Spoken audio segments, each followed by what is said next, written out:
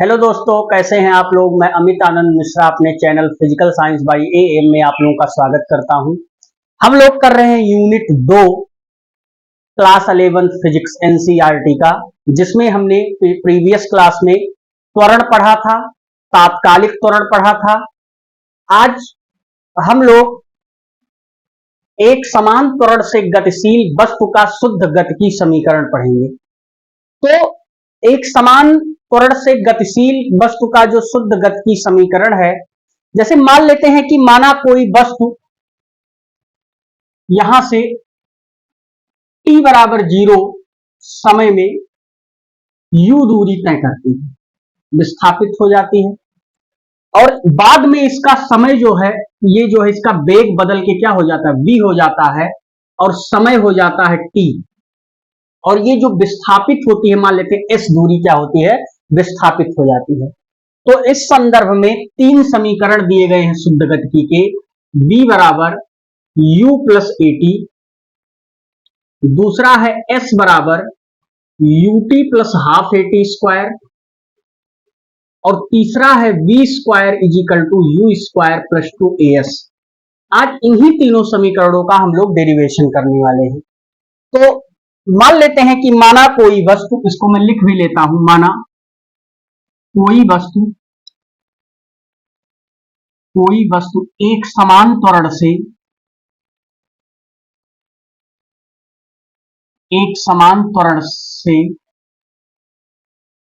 गतिशील है,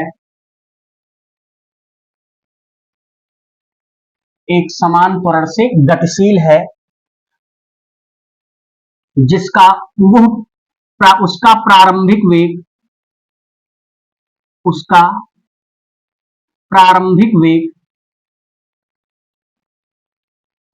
u तथा अंतिम वेग v है। s दूरी विस्थापित होती है, s दूरी विस्थापित होती है, या ऐसे लिख ले t समय में s दूरी विस्थापित होती है। तो थोड़ा ध्यान दीजिए, मान लेते हैं इसको अगर मैं ग्राफ विधि से समझना चाहूं तो कैसे समझूंगा कि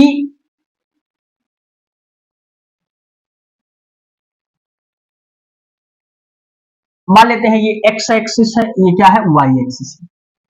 समय t बराबर 0 पर, ये 0 है, मूल बिंदु है, वो कोई वस्तु कितनी चली गई, u दूरी तक चली गई, मान लेते हैं यहां तक पहुंच गई। और जब समय t हो गया तो उस वस्तु का अंतिम वेग, यानी समय मान लेते हैं यहां तक t हो गया जब, तो वो वस्तु कहां पहुंच गई, मान लेते हैं v पर पहुंच गई, यहां पे पहुंच गई।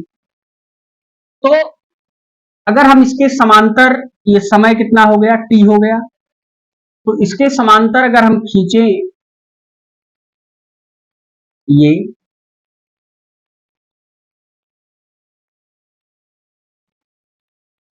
इसको भी मिलाएं इसे,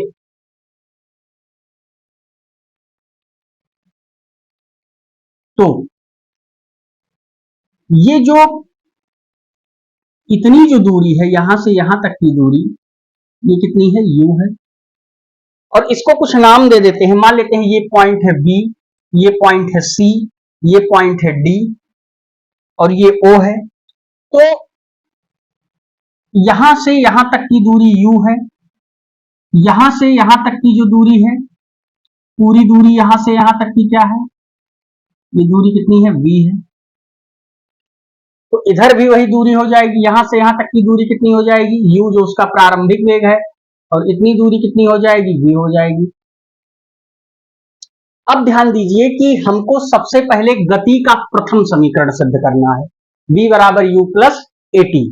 तो इसको कैसे सिद्ध करेंगे, ये जो आपका वेग और समय का जो ये ढाल है, ये वाला ढाल ध्यान दें, ये वाला जो ढाल है, ये ढाल यहां से अगर ये थीटा कोण बनाता है, तो ये वेग समय वक्र का जो ढाल है, ये त्वरण को प्रदर्शित करता है। मैं यहां लिख भी दूं, वेग समय वक्र का ढाल, वेग समय वक्र का ढाल त्वरण को प्रदर्शित करता है, त्वरण को प्रदर्शित करता है।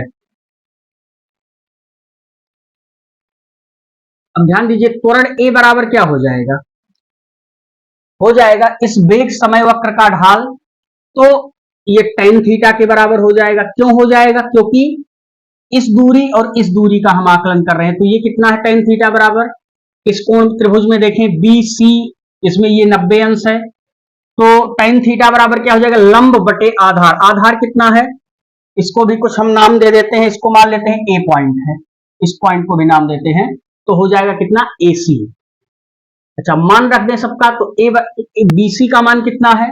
अब ध्यान दीजिए, पूरी दूरी है V, पूरी दूरी कितनी है V, इतनी दूरी कितनी है U, तो इतनी दूरी कितनी हो जाएगी B माइनस U हो जाएगी। तो BC का मान आ गया B माइनस U, और AC का मान कितना हो जाएगा, ये T है तो इतना भी T हो जाएगा, ये भी T ही हो जाएगा, तो कितना हो जाएगा T हो जाएगा। तो मल्टीप्लाई कर लीजिए इधर, तो क्या आ जाएगा A इंटू T बराबर V माइनस U, तो V बराबर क्या आ जाएगा, इसको इधर भेज दीजिए U प्लस AT। तो यही गति का प्रथम समीकरण है कि वेग समय वक्र का ढाल जो है वो किसको प्रदर्शित करता है, त्वरण को प्रदर्शित करता है। तो इस प्रकार से हम गति का प्रथम समीकरण निकाल सकते हैं। तो आप इसका स्क्रीनशॉट लीजिए, फिर हम दूसरा समीकरण बताते हैं। चलिए, अब गति का हम दूसरा समीकरण देखते हैं कैसे होगा।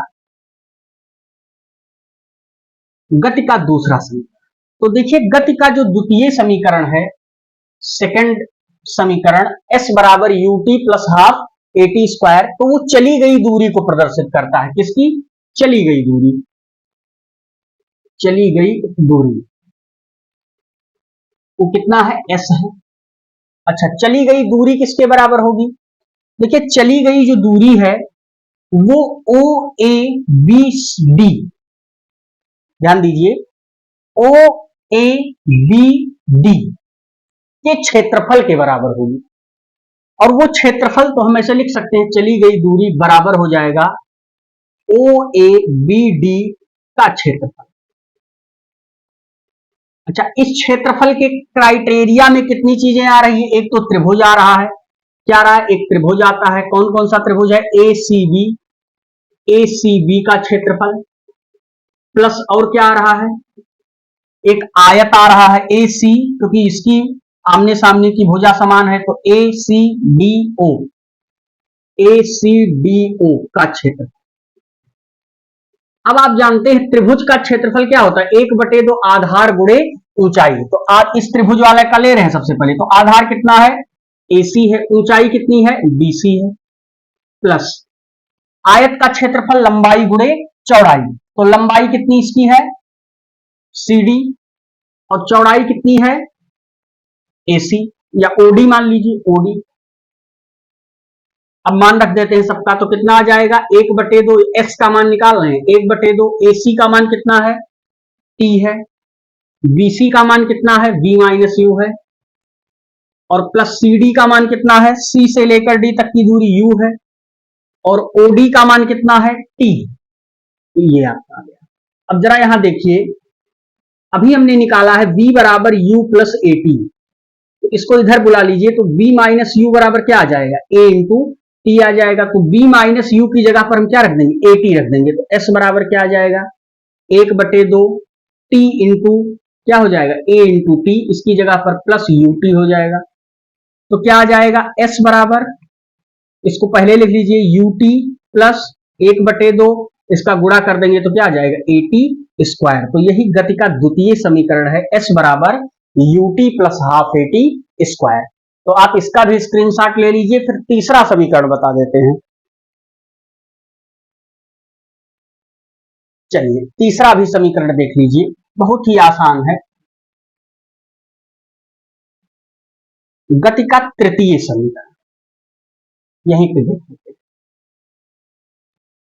क्या कह रहा है। तीसरा समीकरण जो है वो गति का जो तृतीय समीकरण है वो भी चली गई दूरी ही होगा, लेकिन वो भी क्या होगा चली गई दूरी, चली गई दूरी के ही बराबर होगा, लेकिन वो दूरी क्या होगी, O A B D, O A B D ये हो जाएगा का क्षेत्रफल।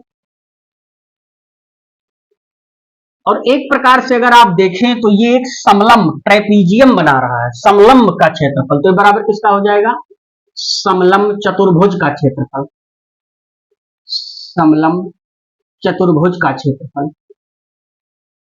समलंब चतुर्भुज का क्षेत्रफल क्या होता है, समलंब चतुर्भुज का क्षेत्रफल होता है 1/2, एस बराबर ही निकाल रहे हैं हम, 1/2 सॉरी, समलंब चतुर्भुज का क्षेत्रफल होता है समांतर भुजाओं का योग, समांतर भुजाओं का योग, भुजाओं का योग गुणे उनके बीच की दूरी, उनके बीच की दूरी ये होता है।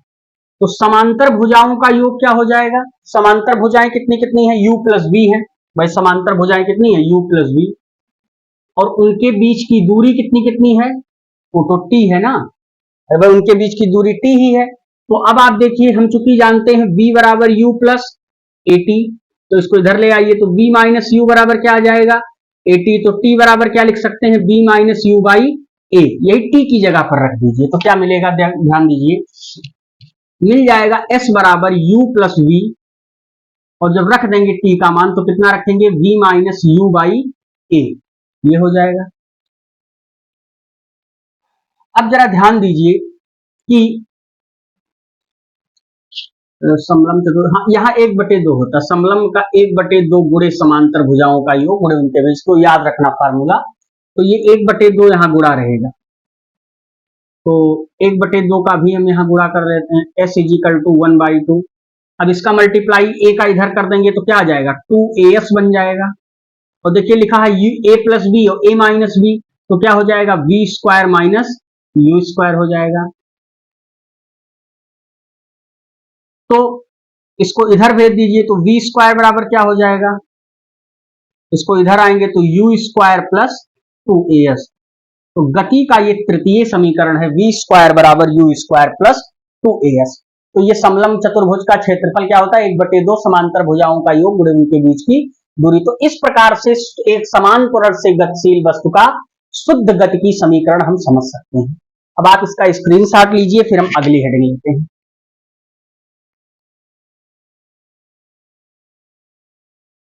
चलिए अगली हेडिंग हमारी है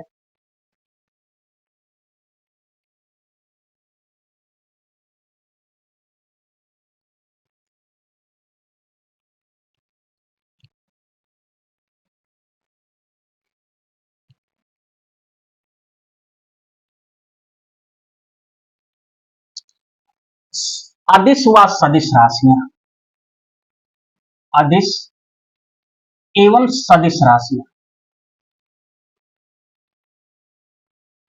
सदिश राशि जिसको हम क्या कहते हैं, स्केलर एंड वेक्टर क्वांटिटी, इसको कहते हैं scalar and vector quantity, quantity क्या होती हैं सदिश और अदिश राशियां। तो सबसे पहले समझते हैं क्या, सदिश राशियां, सदिश राशियां देखिए ऐसी राशियां जिनको व्यक्त करने के लिए परिमाण के साथ साथ दिशा की भी आवश्यकता होती है। जैसे मान लो कि वेग है, तो वेग बराबर क्या होता है, मीटर बटे सेकंड होता है, ये तो होता है। अब हम कहेंगे, अगर हम किसी दूरी को हम कहें कि 1 सेकंड में कोई भी वस्तु 2 मीटर की दूरी तय कर लेती है, तो देखिए 2 मीटर, 1 सेकंड में 2 मीटर, तो 2 क्या आ गया, परिमाण हो गया, और मीटर उसका आंशिक मान और उसका मात्रक हो गया। लेकिन अब हम कह रहे हैं कि किसी निश्चित दिशा में तय करती है, तो उसका वो कैसी राशि हो जाएगी, सदिश राशि के अंतर्गत आएगी। तो ध्यान दीजिए, मैं इसका डेफिनेशन लिख रहा हूं, जिस भौतिक राशियों को व्यक्त करने के लिए, जिस भौतिक राशि को व्यक्त करने के लिए, जिस भौतिक राशि को व्यक्त करने के लिए परिमाण के साथ साथ परिमाण के साथ साथ दिशा की आवश्यकता होती है, दिशा की आवश्यकता होती है, सदिश राशियां कहलाती हैं, सदिश राशियां सदिश राशियां कहलाती हैं। जैसे बल, वेग, त्वरण आदि। ये सदिश राशियों की डेफिनेशन हो गई। इसके बाद आती हैं अदिश राशियां।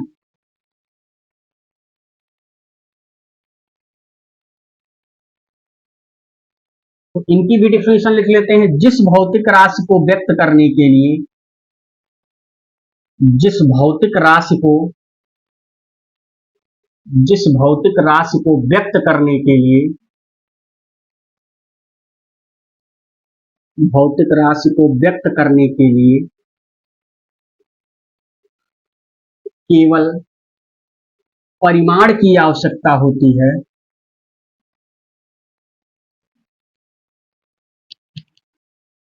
परिमाण की आवश्यकता होती है,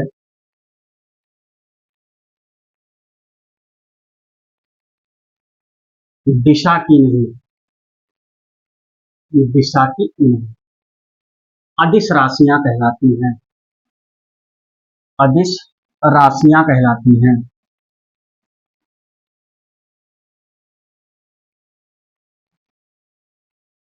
जैसे कार्य, ऊर्जा, गतिज ऊर्जा, स्थितिज ऊर्जा और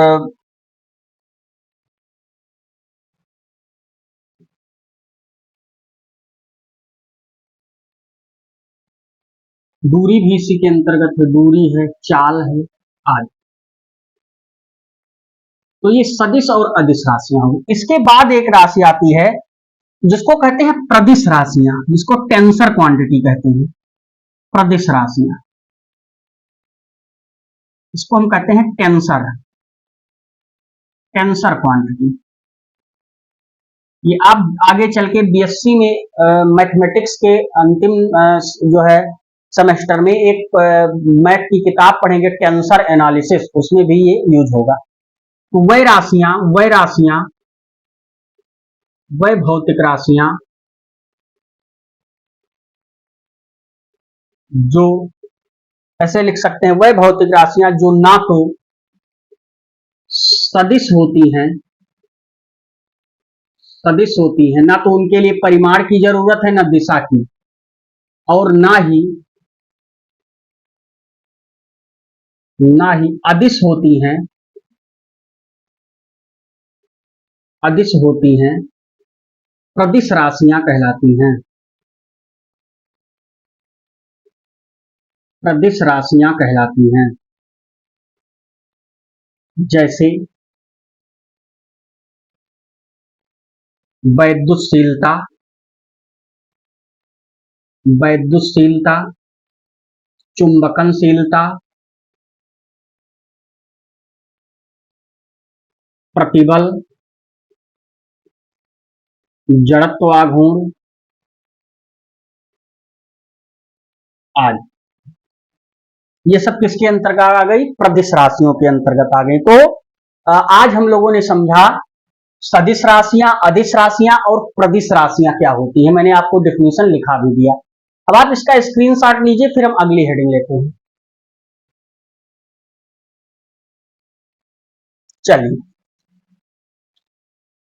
हमारी अगली हेडिंग है एनसीईआरटी की, सदिशों के प्रकार। हम समझते हैं क्या होता है।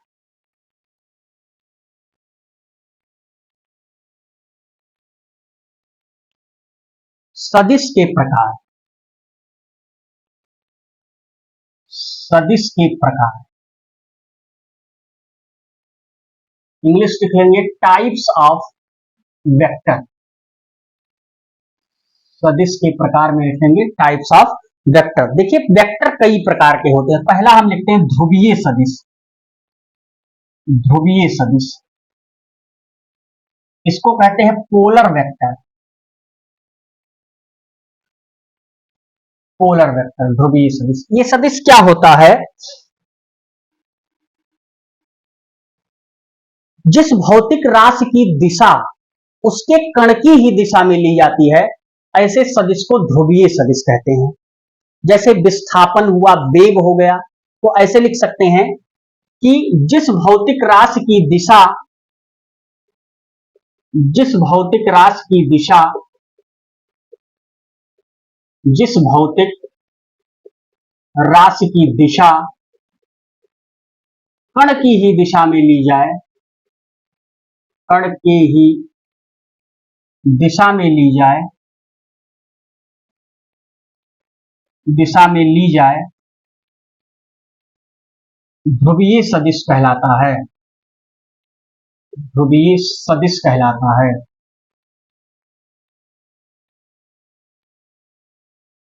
जैसे जैसे वेग हुआ, विस्थापन हुआ, ये सब क्या है? ध्रुवीय सदिश। तो इस चीज को आप अच्छे से याद रखेंगे कि जिस भौतिक राशि की दिशा, जैसे किसी भौतिक राशि से वेग है, एक भौतिक राशि है, इसको व्यक्त करने के लिए आप कहेंगे किसी कण की स्थिति के बारे में निर्धारित करेंगे, तो कण की जो स्थिति होगी वही उस भौतिक राशि की भी दिशा होगी। तो ऐसे को हम क्या कहेंगे? ध्रुवीय सदिश कहते हैं। ऐसे सदिश को ध्रुवीय सदिश कहते हैं। दूसरा हमारा है अक्षीय सदिश, एक्सियल वेक्टर जिसको कहते हैं, अक्षीय सदिश, एक्सियल वेक्टर। ये एक्चुअल क्या होगा? देखिए वह सदिश जिनकी दिशा घूर्णन अक्ष की दिशा में हो। जैसे कोई चीज घूर्णन, जब पृथ्वी अपने एक्सिस पे घूम रही है, तो जिस सदिश की दिशा उसके घूर्णन अक्ष की दिशा में हो, उस सदिश को क्या कहते हैं? अक्षीय सदिश कहते हैं। तो इसकी डिफिनेशन लिख लेते हैं। वह सदिश, वह सदिश जिनकी दिशा, वह सदिश जिनकी दिशा घूर्णन अक्ष की दिशा में हो, घूर्णन अक्ष की दिशा में हो, दिशा में हो, अक्षीय सदिश कहलाता है।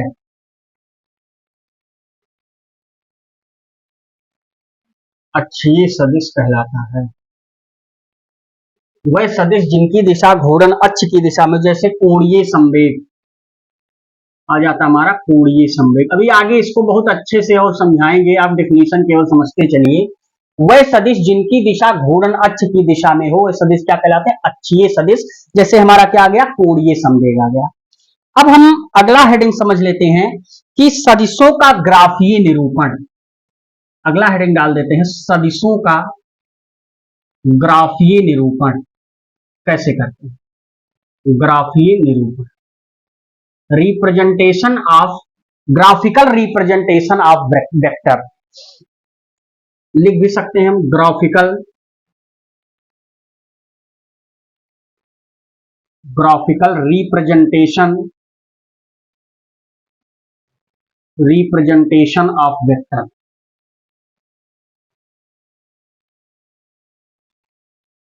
देखिए कैसे इसको हम व्यक्त करते हैं। मान लेते हैं, माना कोई भौतिक राशि, माना कोई भौतिक राशि, माना कोई भौतिक राशि ए है, और ये सदिश भी है, या कोई भौतिक राशि है जो सदिश ए है। ऐसे लिख लेते हैं, कोई भौतिक राशि है जो सदिश ए है। इस सदिश ए के परिमाण को हम मापांक कहते हैं, मॉडुलस कहते हैं। लिख भी दूं, सदिश ए के मापांक को, सॉरी परिमाण को, परिमाण को मापांक कहते हैं, मापांक कहते हैं, मॉडुलस कहते हैं। सदिश ए का जो परिमाण है उसको हम क्या कहते हैं? मापांक। तो कैसे व्यक्त करते हैं? सदिश ए का मापांक बराबर होगा वेक्टर ऑफ ए, इसके परिमाण के बराबर होगा। इसकी दिशा क्या होगी? सदिश ए की दिशा, देखिए दिशा व्यक्त करने के लिए हम एक लगाते हैं एन लिखकर, इसके ऊपर एक कैप लगा देते हैं। जैसे एन लिखा, इसके ऊपर एक कैप लगा दिया, तो इस सदिश ए की क्या व्यक्त कर रही है? दिशा व्यक्त कर रही है। तो अगर मैं सदिश ए लिखूं तो ये हो जाता है एन कैप इंटू परिमाण का इसका ए। ये इसकी डेफिनेशन जानिए। अगर मैं सदिश लिखना चाहूं तो सदिश के साथ उसका परिमाण है और एन कैप क्या है? उसकी दिशा है। तो एन कैप को भी आप निकाल सकते हैं। एन कैप बराबर क्या होगा? सदिश ए बटे मॉड ऑफ ए। तो ये इसका सदिश है, ये इसका। तो इस प्रकार से हम इसके रिप्रेजेंटेशन को भी समझ सकते हैं। तो और एक चीज इसमें समझने की जरूरत क्या है, जैसे मान लेते हैं कि हमने एक ग्राफीय विधि से एक, ये तो ओरिजिन है ओ, जिसके निर्देशांक 0 0 0 होते हैं, ये x है, ये y है। यहां कोई बिंदु है P, मान लेते हो 2, 3, 4 है। z एक्सिस पर भी उसके बिंदु हैं, ये z एक्सिस होता है आपका z। तो इसकी जो दिशा, जैसे मुझे x एक्सिस पर किसी की दिशा दिखानी है तो उसको दिखाते हैं आई लिखकर, उसके ऊपर एक कैप लगा देते हैं।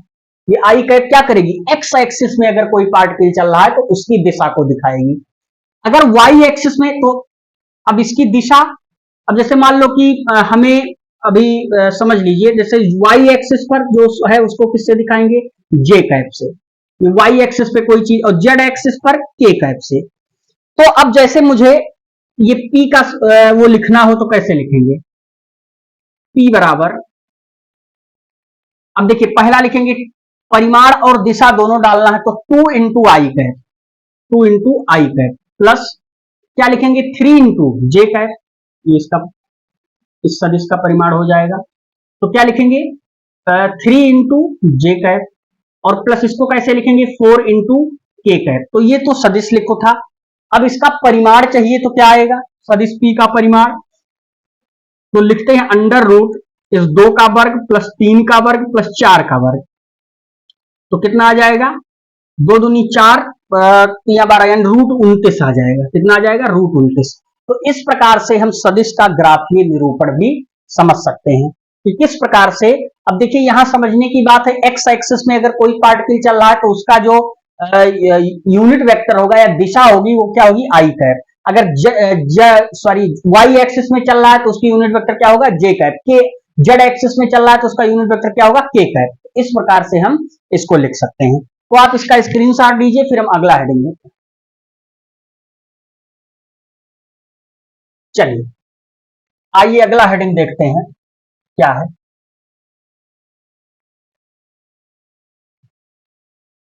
अगला हेडिंग हमारा है स्थिति तथा विस्थापन सदिश,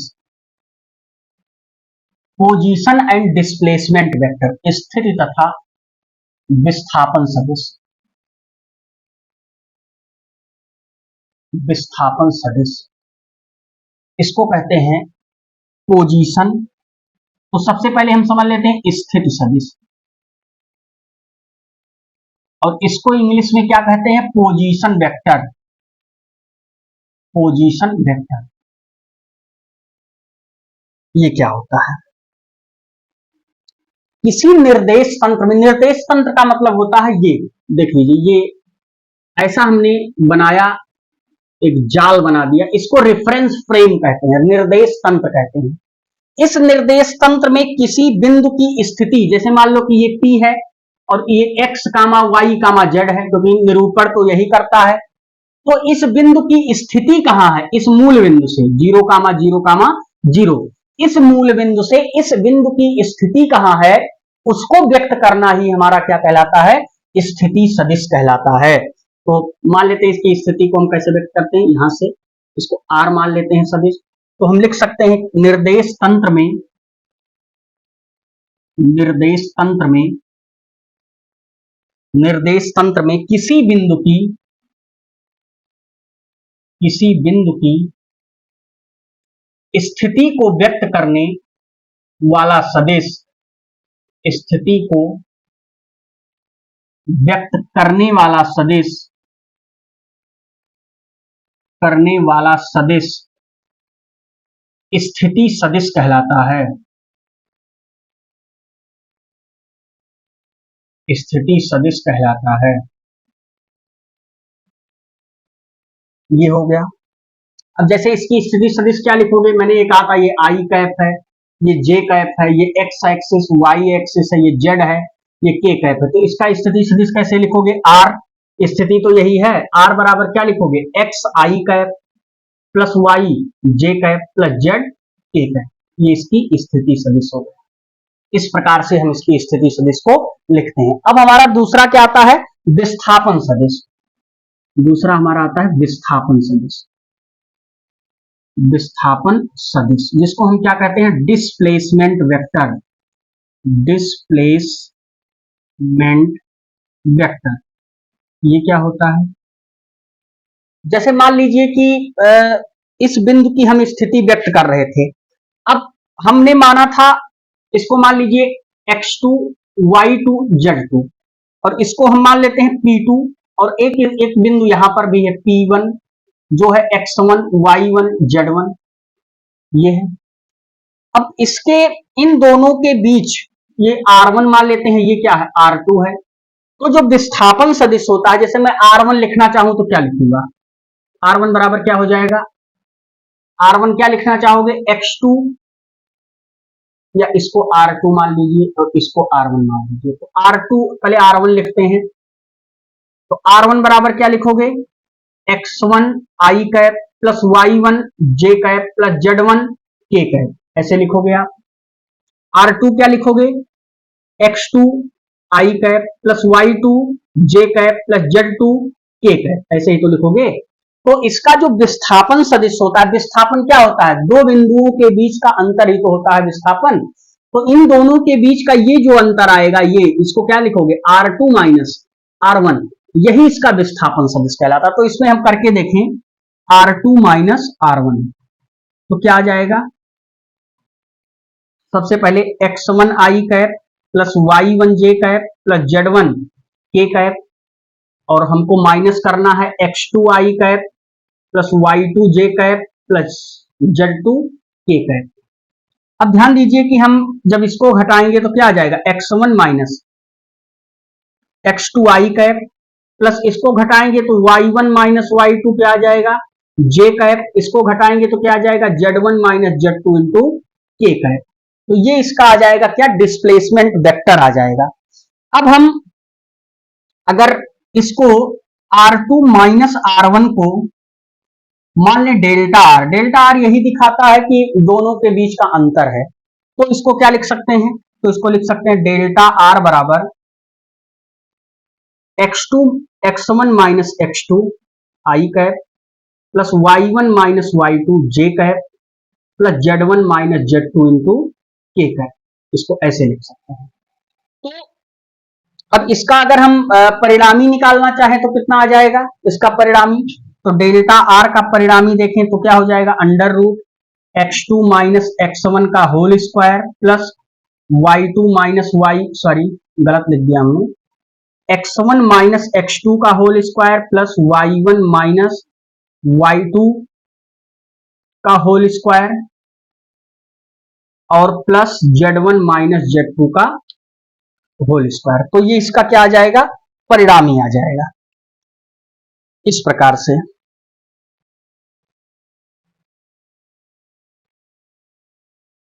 यहां एक चीज की गलती हो गई, मैंने पहले R2 लिखा है तो मुझे यहां 2 लिखना चाहिए था, ये सब 2 वाले हैं, थोड़ा सा सही कर लेंगे आप, यहाँ 1 होगा, मैंने ध्यान नहीं दिया, 1 होगा। तो ये आपका क्या हो जाएगा 2, और ये क्या हो जाएगा 1, ये क्या हो जाएगा 2, ये क्या हो जाएगा 1, ये क्या हो जाएगा 2, ये क्या हो जाएगा 1 हो जाएगा। अब यहां भी क्या हो जाएगा, ये 2 ये 1, ये 2 ये 1, और यहां भी हो जाएगा 2, ये क्या हो जाएगा 1, तो यहां भी क्या हो जाएगा 2, यहां क्या हो जाएगा 1, 2 1। गलती कहां हुई मैं एक बार और आपको बता देता हूं, यहां गलती हुई क्योंकि मैंने लिखा था R2 माइनस R1, तो मुझे पहले R2 लिखना चाहिए था, तो मैंने पहले R1 लिख दिया। गलतियां होती रहती हैं।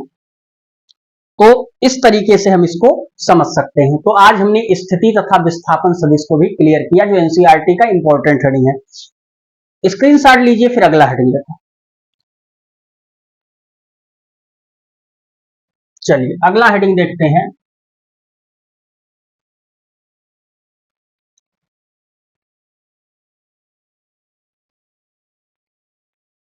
अगला हेडिंग है सदिशों के प्रकार। सदिशों के प्रकार, और सदिशों के प्रकार क्या क्या है, जिसको हम टाइप्स ऑफ वेक्टर कहते हैं। टाइप्स ऑफ वेक्टर, पहला है समतुल्य सदिश। समतुल्य सदिश, इक्विवेलेंट वेक्टर। समतुल्य सदिश जिसको हम क्या कहते हैं, इक्विवेलेंट वेक्टर, समतुल्य सदिश। अब देखिए समतुल्य सदिश क्या होता है, वह सदिश जिनका परिमाण व दिशा दोनों समान हो, तो उसको क्या कहेंगे, समतुल्य सदिश। तो लिख लेते हैं, वह सदिश जिनका परिमाण व दिशा, जिनका परिमाण व दिशा दोनों समान हो, दोनों समान हो, समतुल्य सदिश कहलाते हैं। समतुल्य सदिश कहलाते हैं। समतुल्य सदिश कहलाते हैं जिनका परिमाण व दिशा दोनों समान होगा, समतुल्य सदिश। अगला है दूसरा असमान सदिश। असमान सदिश, ये छोटी छोटी डिफिनीशन बहुत इंपॉर्टेंट है, जिसको कहते हैं अनइक्वल वेक्टर। अनइक्वल वेक्टर क्या होता है, असमान सदिश, वह सदिश जिनका परिमाण व दिशा एक दूसरे के विपरीत होते हैं, उनको क्या कहते हैं, असमान सदिश। तो वह सदिश जिनका परिमाण व दिशा, परिमाण व दिशा दोनों असमान होते हैं या विपरीत होते हैं, एक दूसरे के लिख देता हूं, कंफ्यूजन ना रहे, विपरीत होते हैं, वो क्या कहलाते हैं, असमान सदिश कहलाते हैं। इसके बाद आता है एकांक सदिश, यूनिट वेक्टर, जिसका परिमाण, जिस सदिश का परिमाण एक होता है उसको एकांक सदिश कहते हैं, यूनिट वेक्टर। ऐसा सदिश जिसका परिमाण एक हो, तो लिख देता हूं, ऐसा सदिश जिसका परिमाण एक हो, एकांक सदिश कहलाता है। एकांक सदिश कहलाता है। ये आपका हो गया। तो इसके बाद आता है विपरीत सदिश। विपरीत सदिश, इसको भी समझ लेते हैं। विपरीत सदिश का, जिस सदिश का परिमाण समान हो लेकिन दिशा विपरीत हो, वह सदिश जिनका परिमाण समान हो, जिनका परिमाण समान हो किंतु दिशा विपरीत हो,